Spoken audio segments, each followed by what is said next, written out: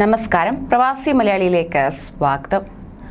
മോഷണത്തിന് വിധേയരായ പ്രവാസികളെ കൈയോടെ പിടികൂടി പോലീസ്. യുഎഇയിൽ നിർമ്മാണം പൂർത്തിയായ 15 വീടുകളിൽ നിന്ന് മോഷണം നടത്തിയ 4 പ്രവാസികൾ അറസ്റ്റിലായതായി റിപ്പോർട്ട്. റാസൽ കൈമ കോടതിയിൽ ഹാജരാക്കിയ ഇവർക്ക് തടവും അത് പൂർത്തിയായ ശേഷം യുഎഇയിൽ നിന്ന് നാടുകടത്താൻ വിധിക്കുകയുണ്ടായി. മോഷ്ടിച്ച സാധനങ്ങൾ വിൽപ്പന നടത്തി പണം സമ്പാദിക്കുന്നതായിരുന്നു പ്രതികളുടെ രീതി. അതോടൊപ്പം തന്നെ നിർമ്മാണം ഏതാണ്ട് പൂർത്തിയായ വീടുകൾ മാത്രമാണ് മോഷണത്തിനായി ഇവർ തിരഞ്ഞെടുത്തിരുന്നത്.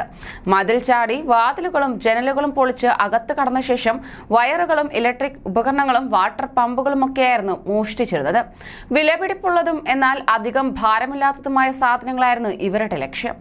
നിർമ്മാണത്തിലിരുന്ന 15 വീടുകളിൽ നിന്ന് മോഷണം നടത്തിയതായി പരാതികൾ ലഭിച്ചതോടെ സംഭവം അന്വേഷിക്കാൻ ക്രിമിനൽ ഇൻവെസ്റ്റിഗേഷൻ ഡിപ്പാർട്ട്മെന്റ് ഉദ്യോഗസ്ഥരുടെ പ്രത്യേക സംഘത്തെ അധികൃതർ നിയോഗിക്കുകയുണ്ടായി. ഇവരുടെ അന്വേഷണത്തിലാണ് പ്രതികളിലേക്ക് എത്തുന്ന നിർണായക തെളിവുകൾ കണ്ടെത്തിയത്.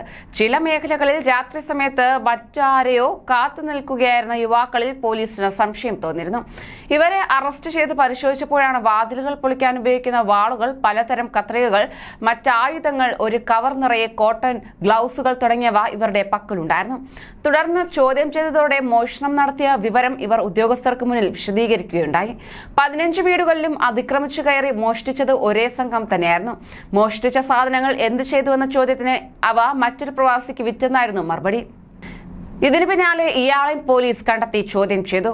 സാധനങ്ങൾ പ്രതികളിൽ നിന്ന് വാങ്ങിയെന്ന് സമ്മതിച്ച ഇയാൾ പക്ഷെ അവ മോഷണ വസ്തുക്കളാണെന്ന് അറിയില്ലായിരുന്നെന്ന് മൊഴി നൽകുകയും ചെയ്തു. ഇതേ തുടർന്ന് വിചാരണ പൂർത്തിയാക്കി കഴിഞ്ഞ ദിവസം കേസിൽ വിധി പ്രസ്താവിക്കുകയായിരുന്നു. അതോടൊപ്പം തന്നെ മറ്റൊരു നിർണായക വിവരം കൂടി പുറത്തുവരുന്നു. യുഎഇ പൗരന്മാർക്ക് സാൻഡ്വിച്ച് മേക്കർ ജോലി വാഗ്ദാനം ചെയ്ത് പരസ്യം നൽകിയ കമ്പനിക്കെതിരെ അന്വേഷണം ആരംഭിച്ചിരിക്കുകയാണ് അധികൃതർ.